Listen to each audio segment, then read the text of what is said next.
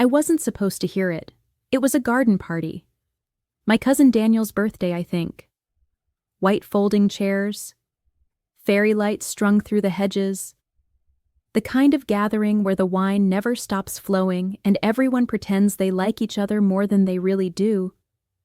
I had just come back from the restroom. My shoes were in my hand, heels too high, too blistering. I came around the corner quietly, through the back hallway, toward the patio. That's when I heard them. My sister's voice first. She always shows up looking like a stray cat someone dragged in. Then my cousin Meredith. She hasn't had a real job in years, right? Last I heard she was still crashing on someone's couch in Oakland. Another voice chimed in. I couldn't tell whose. Maybe one of the in-laws. Honestly, I don't get why she keeps coming to these things. She's always broke, always late. It's like, aren't you embarrassed? She's such a loser. Then laughter, not loud, not cruel, just casual. Like they weren't talking about someone who could hear them. Like I wasn't real. I stood there for a moment, tucked behind the corner of the brick wall, one bare foot already on the stone path, frozen. It's strange what you remember in moments like that. The hum of the bug zapper, the condensation dripping from someone's wine glass onto the tablecloth. My heart thudding, not with shock, but with something older, something familiar. They'd always seen me that way, hadn't they? But before I tell my story, let me know in the comments where you're from, because I would love to know that my story is reaching different places. Also, if you enjoy, subscribe. It will really help the story reach more people.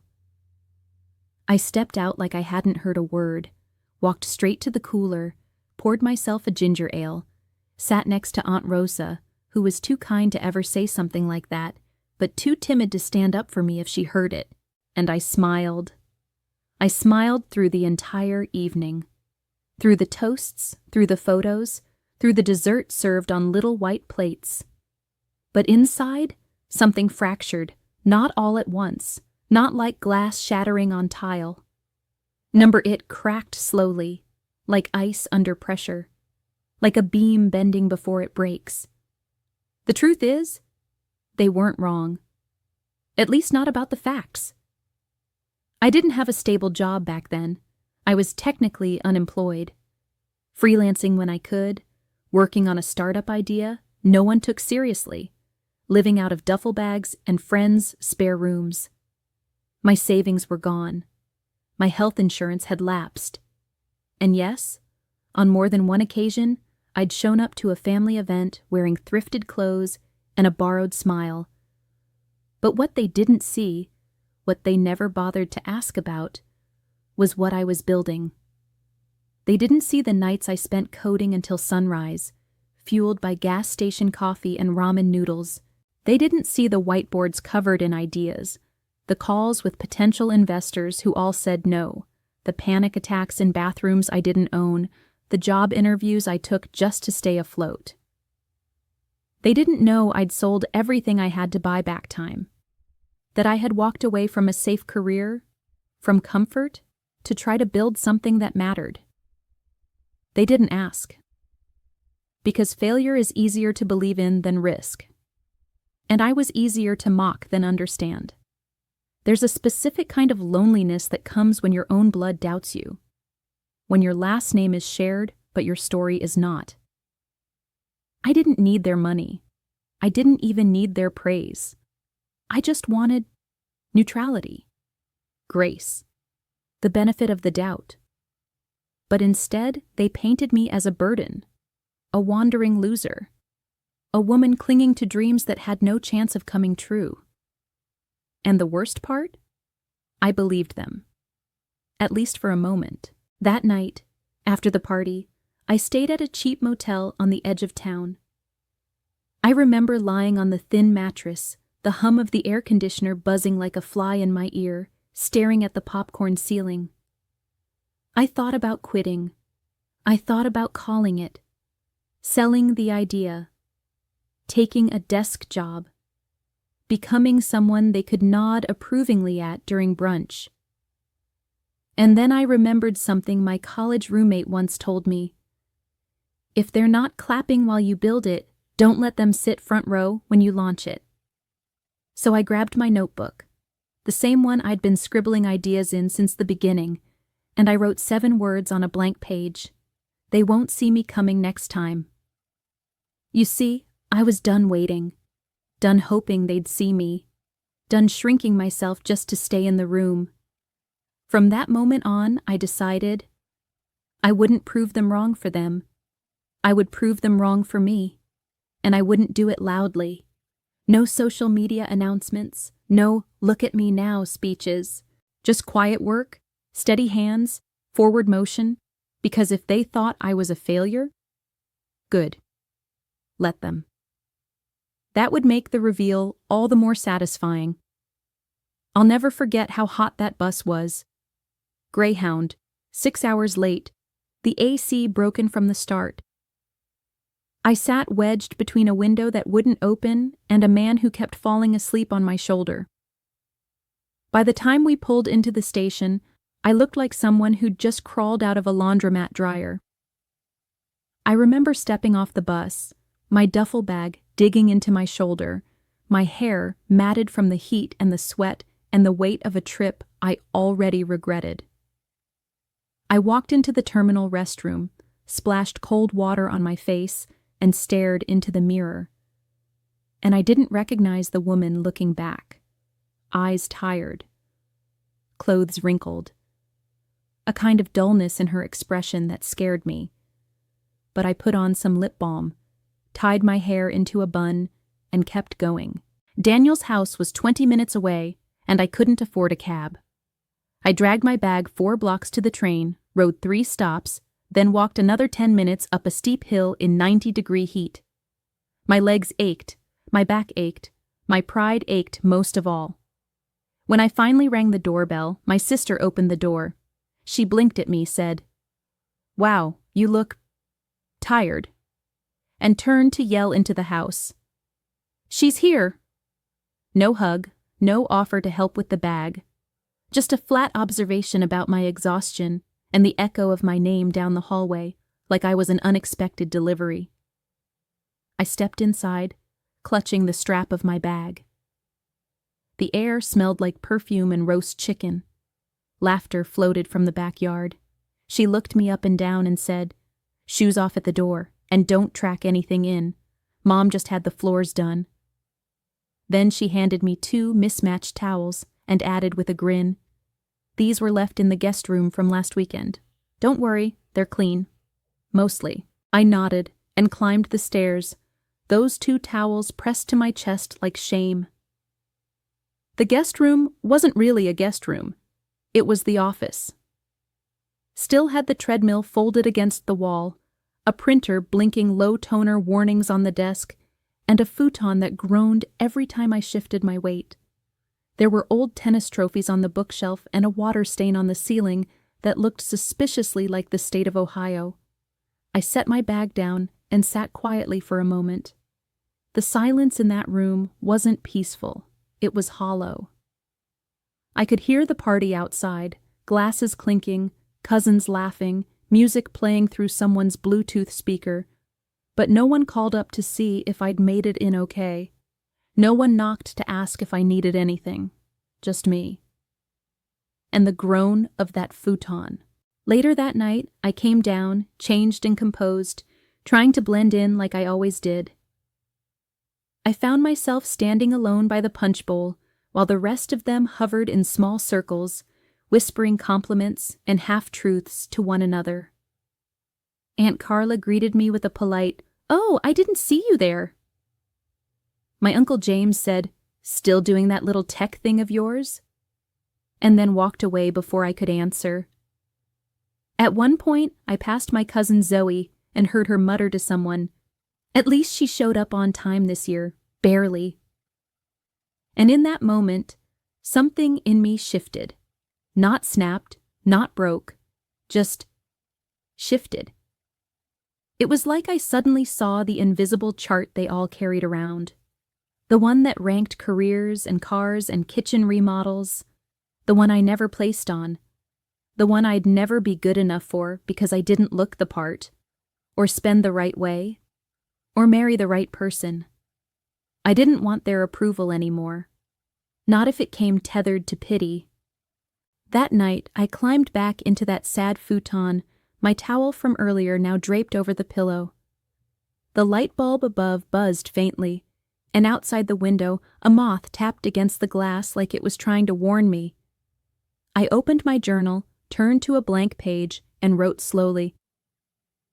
They won't see me coming next time. I underlined it, twice. Then I closed the book, curled onto my side, and let the ache in my chest settle into something sharper, something clearer. Resolve. Because here's the thing they never understood. I wasn't trying to impress them. I wasn't trying to outshine them or outperform them. I just wanted to belong, to show up at the front door without being someone's punchline. But I realized that night, I'd been knocking on the wrong door. The next morning, I left early. Slipped out before breakfast was served. No goodbye hugs, no coffee in the kitchen. I left a thank you note on the kitchen counter and took the train back to the city in silence. As the train hummed beneath me, I looked out the window and made a vow I've never said out loud until now. I would return to that family. Not out of guilt, not out of obligation, but on my terms. When I came back, I wouldn't arrive tired or hungry or wrinkled or overlooked. Next time, I'd come from the sky. After that bus ride, I didn't go home. I went back to the office. Not an office in the traditional sense. No glass doors, no receptionist, no working thermostat. It was a third-floor walk-up above a boxing gym where the walls shook every time someone hit the bag downstairs. The windows barely opened. The heat worked only when it felt like it. But we had desks. We had Wi-Fi. And we had a dream so big, it made everything else feel temporary. I shared that dream with Theo, my friend from college. He was the kind of guy who spoke in whiteboard sketches and lived off caffeine and chaos. We met in a programming class and bonded over a shared hatred of corporate life. We both knew we'd never survive under fluorescent lights and 9-to-5 time cards. We wanted to build something that mattered. A platform that empowered independent creators. A way for artists, musicians, teachers, anyone to host content and monetize it without selling their souls to the algorithm gods. We called it Harbor. Because we wanted people to feel safe there, seen, valued. No venture capitalist wanted to hear about that. We pitched to over 40 investors that first year. I wore the same black blazer to every meeting. We were laughed out of some rooms, dismissed politely in others. The worst one smiled and said, "Cute concept. You two clearly have passion. But this isn't scalable." What they meant was, we weren't profitable. We weren't proven. And in my case, I didn't look the part.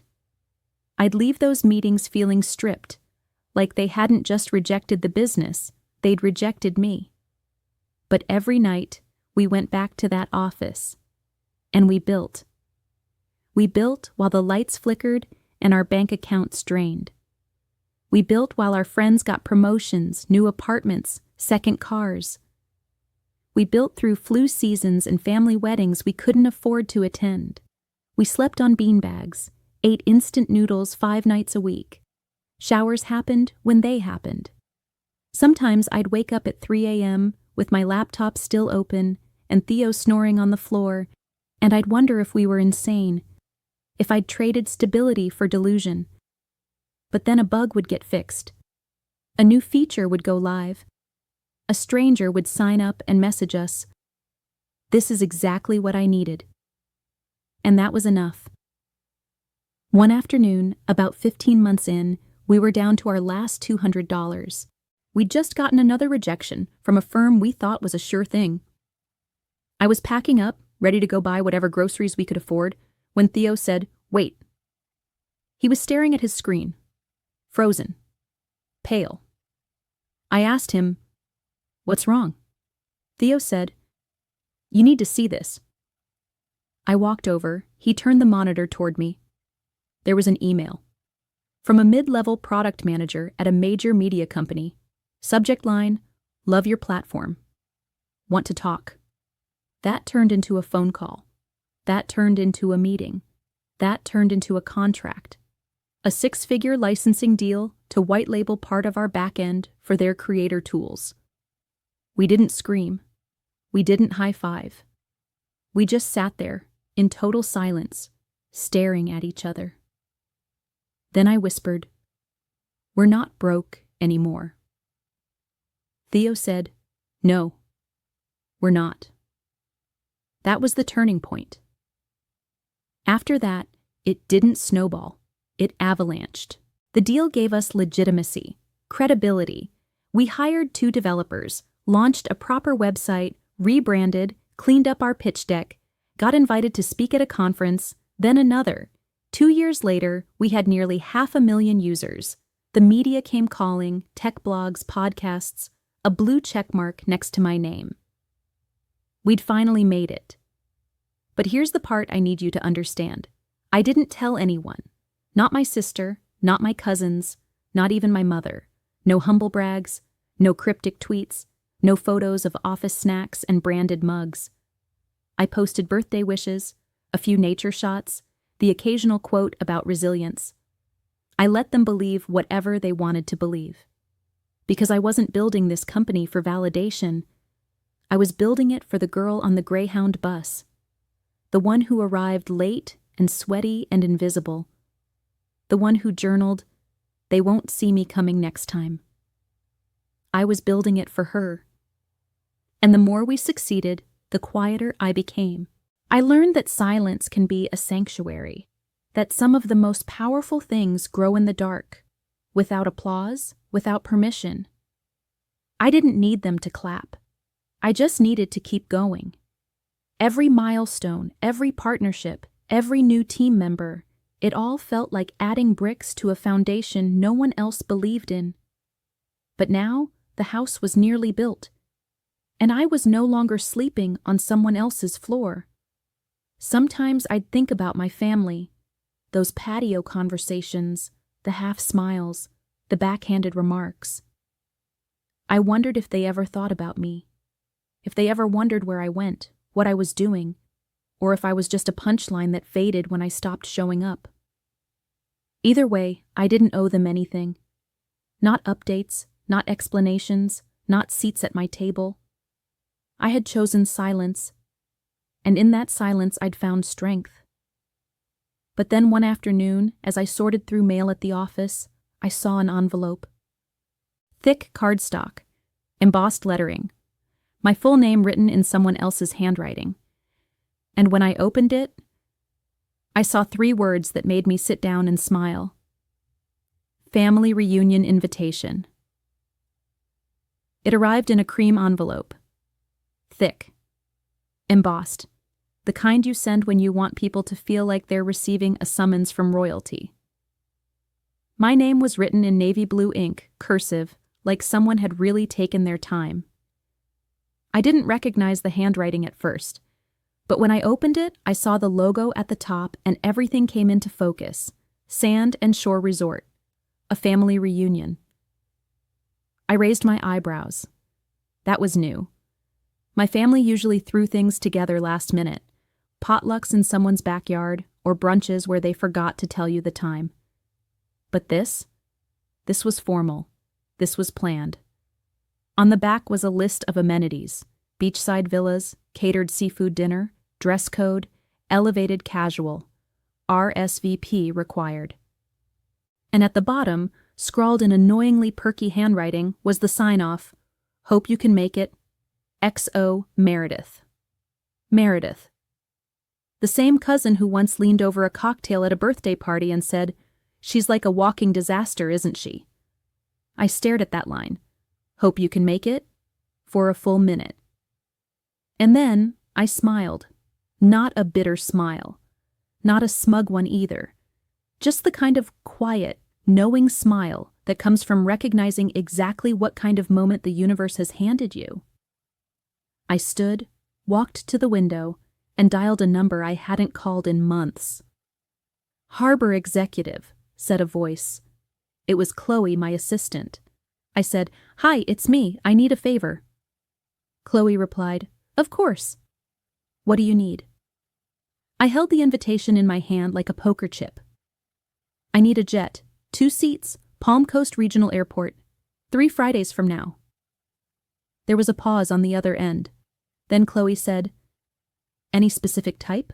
I replied, "Something that makes a statement, but not too loud, something elegant." Chloe laughed. "So, private, but poetic?" I said, "Exactly."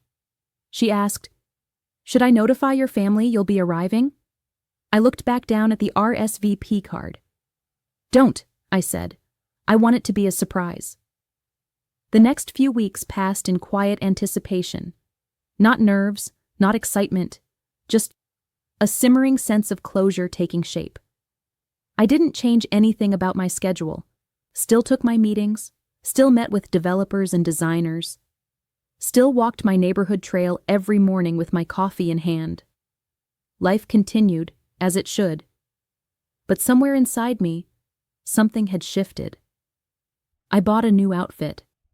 Nothing flashy, just something tailored, sharp, black slacks, silk blouse, a blazer with subtle gold buttons that caught the light when I turned.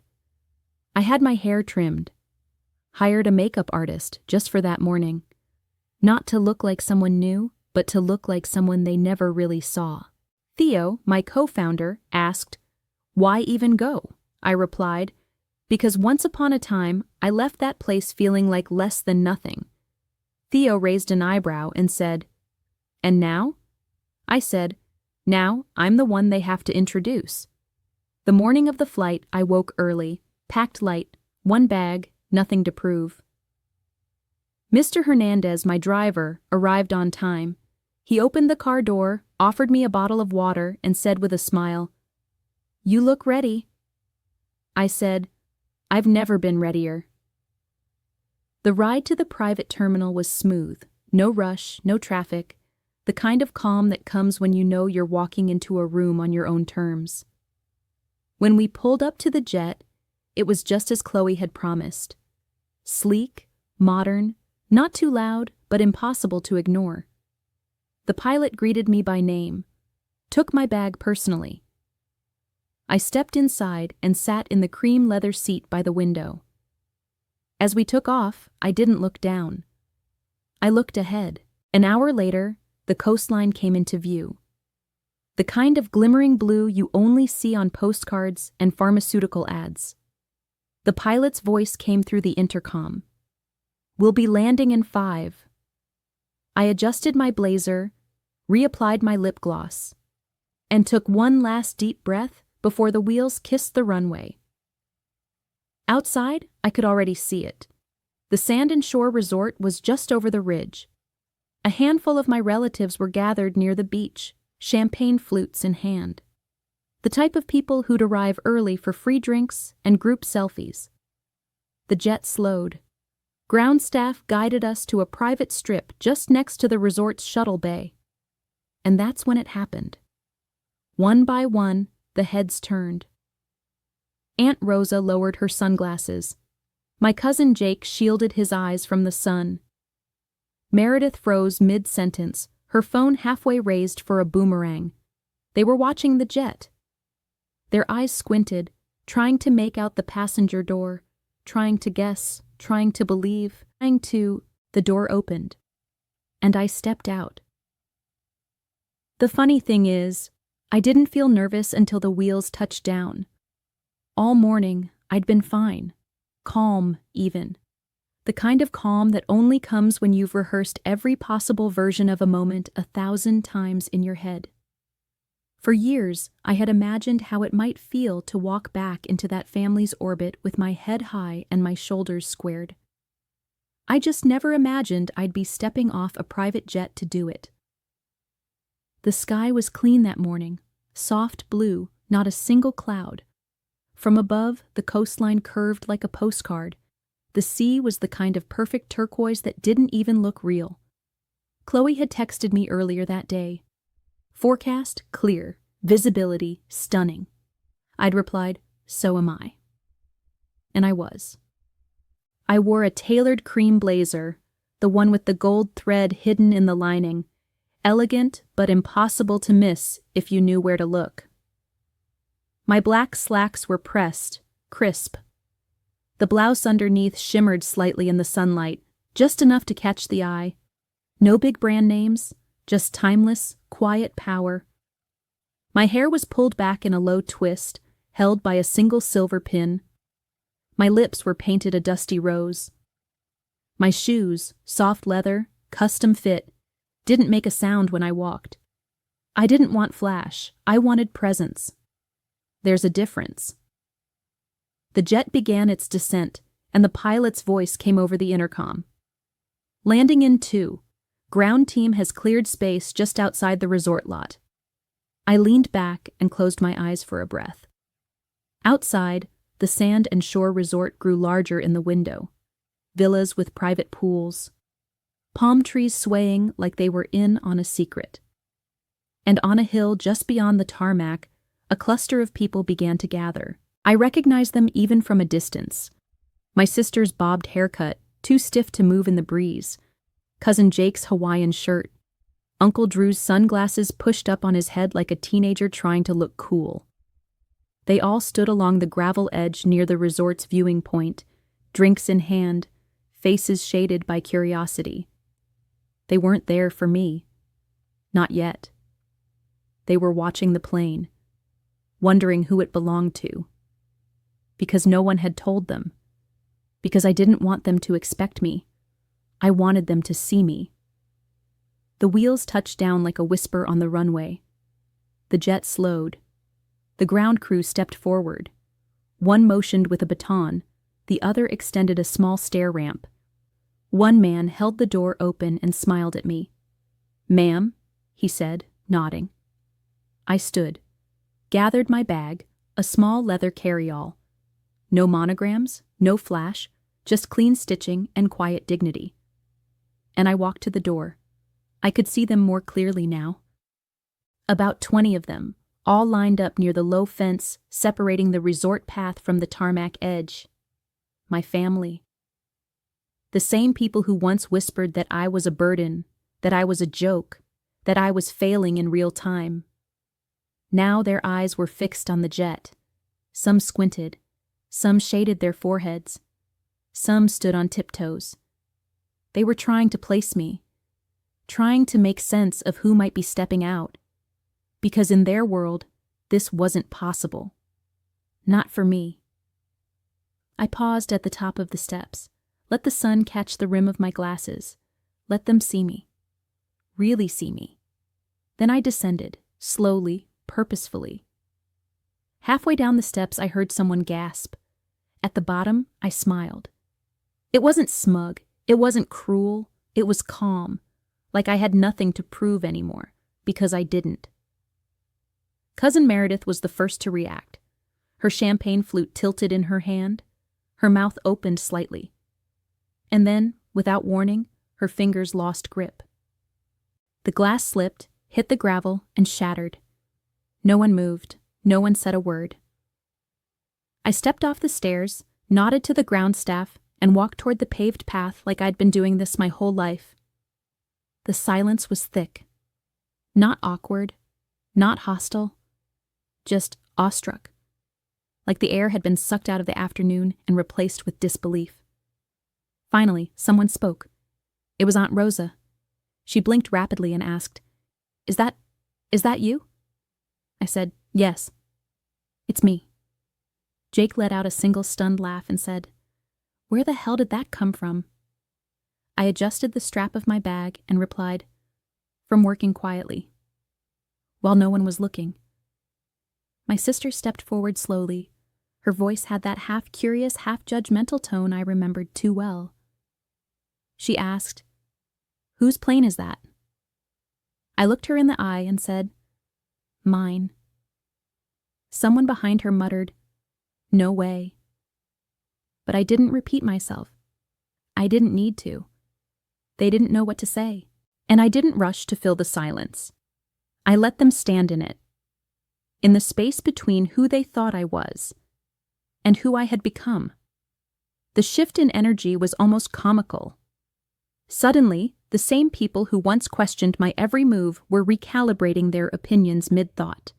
I could see it in their eyes. The mental math. How did she afford that? Was she always this put together? Did we miss something? Yes. Yes, you did. Theo had once joked, "You'll know you've made it when you walk into a room and change the temperature." I never really understood what he meant. Until that moment. Because when I stepped out of that jet, the entire climate of that family shifted. They didn't know how to place me anymore. I wasn't the girl who took the bus. I wasn't the one who borrowed towels. I wasn't the failure behind their backs. I was something else now. Someone else. Someone they hadn't prepared for. And yet, I didn't gloat. I didn't snap back with revenge or rub it in. Because real success doesn't need a microphone, it just needs a runway. And I had just walked mine. The funny thing is, I didn't feel powerful walking in. I felt peaceful. That was the real difference. Not the jet, not the tailored clothes or the shoes that didn't pinch. Not the makeup or the shine in my hair or even the knowledge that I'd earned every inch of that moment. It was the calm. The way I no longer needed anything from them. When I reached the main resort patio, I was greeted by the concierge like an invited guest of honor. "Miss Hamilton," he said, gesturing toward the bar and deck. "Your family is seated just through here. We'll take your bag to your suite." I nodded and said, "Thank you. I'll join them now." And I walked in. Conversations trailed off as I entered the room. People who had spent years not noticing me suddenly couldn't take their eyes off me. At first, no one said a word. Just long stares, awkward half-smiles, the kind of glances people give when they're not sure if they should be embarrassed or impressed. And then Aunt Beverly finally broke the silence. She tilted her head, eyebrows furrowed, and said, "You look different." I smiled gently and replied, "Success looks good on me." A few nervous laughs echoed from the edges of the room. No one knew how to follow that. I didn't say it cruelly, but it landed like a clap of thunder in a church. Meredith came up next, wineglass in hand, her expression halfway between a compliment and a question. She said, "You look amazing. Where have you been hiding?" I replied, "Working, building, living." She blinked, clearly unsure how to process a version of me that didn't ask for anything. Cousin Jake tried to chime in too. "I always knew you were going to do something big," he said, laughing too loudly. "Didn't I say that last year, Meredith?"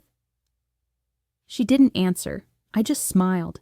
It was strange to watch them adjust to me in real time. The same relatives who once asked if I needed money for Uber were now hanging on my every word. The same aunt who once called me directionless now offered to introduce me to her friend who invests in tech.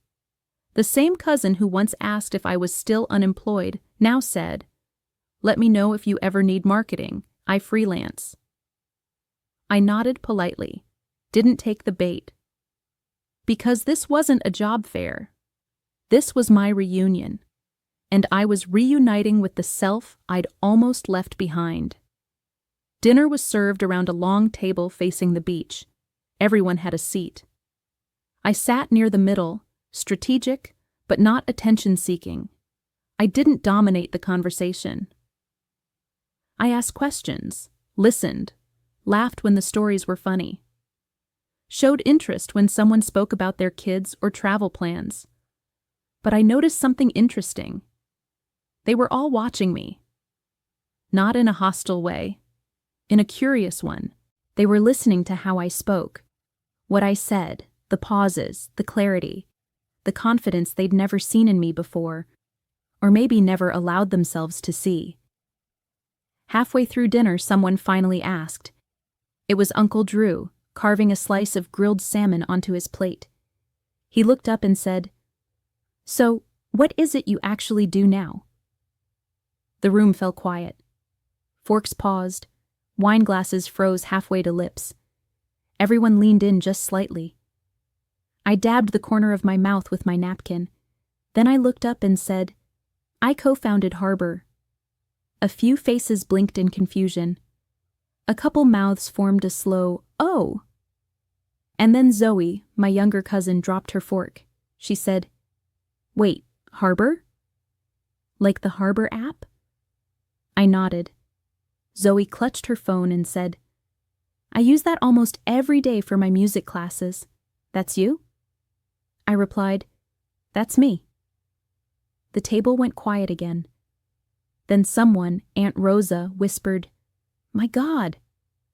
I leaned back slightly, the evening breeze brushing against my cheek, and added, "We power about half the monetization infrastructure for creative apps now. Teaching platforms, art portfolios, independent publishers. If you've subscribed to anything on your phone lately, odds are it ran through us." Jake let out a soft whistle. "You're kidding." I turned to him, met his eyes, and said, "I'm not." The silence that followed wasn't awkward. It was reverent. Because for the first time in my entire life, they weren't questioning me. They were realizing they never really knew me. And the beauty of it? I wasn't angry anymore. I didn't need their apologies. I didn't crave their approval. I had already won in every way that mattered. Meredith looked like she wanted to say something. She opened her mouth, then closed it again. Her hands fiddled with the stem of her wine glass.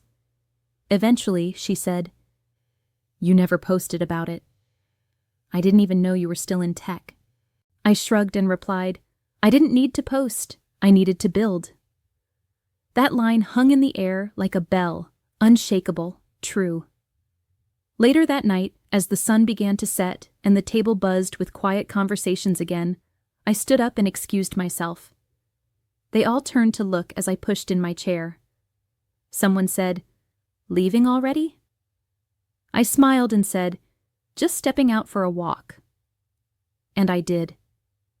Barefoot in the sand, shoes in one hand, wind tugging at my blazer. The dinner behind me, the future ahead. I didn't need to make a scene. I was the scene. I woke up the next morning with the sound of waves brushing against the shore just beyond my window. It wasn't a dream. The jet, the runway, the stairs, the silence. It all happened. And still, there was no part of me that felt like a conqueror. No ego, no gloating. Just a deep, grounded calm.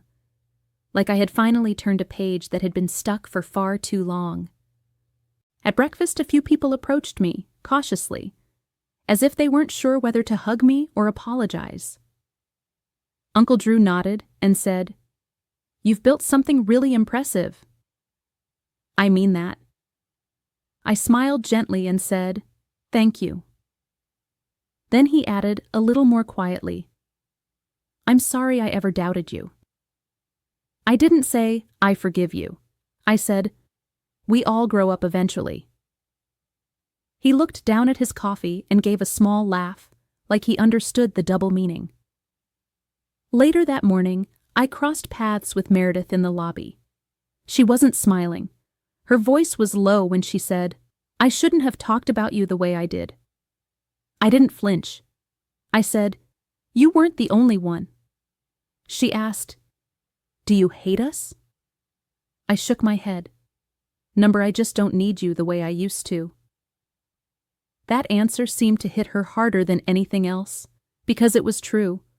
Some people avoided me entirely. My sister barely looked up from her mimosa all weekend. She never approached, never asked about my company, never said a word about the jet. She just kept her distance, like my presence had rearranged something in her that she didn't want to admit. And honestly, I was fine with that, because I hadn't come here to be applauded. I came to close the chapter. You see, there's a special kind of healing that happens when you finally stop needing people to be who they never were. I used to want them to see me, to believe in me, to say, "We're proud of you." But after all the building, all the nights without sleep, all the victories I celebrated alone, I realized I didn't need their validation to define my value.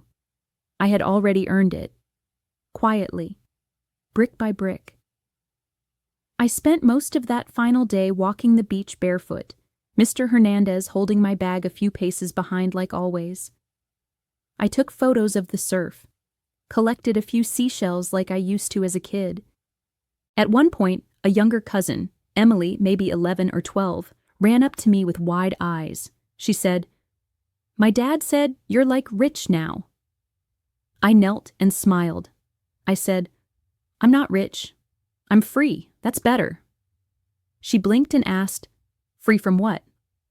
I replied, "From needing anyone to tell me who I am." She looked confused for a moment, then nodded and ran off toward the waves. That night, before I left, I stood by the pool as the sun went down. A few relatives were still sipping wine, making small talk, pretending the last 24 hours hadn't flipped their expectations upside down. I didn't say goodbye to all of them, just a few.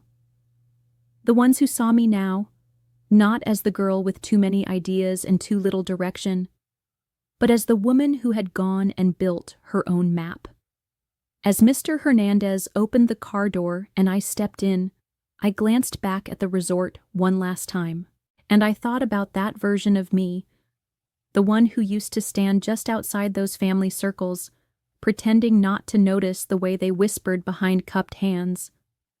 She was quiet because she didn't know her voice yet.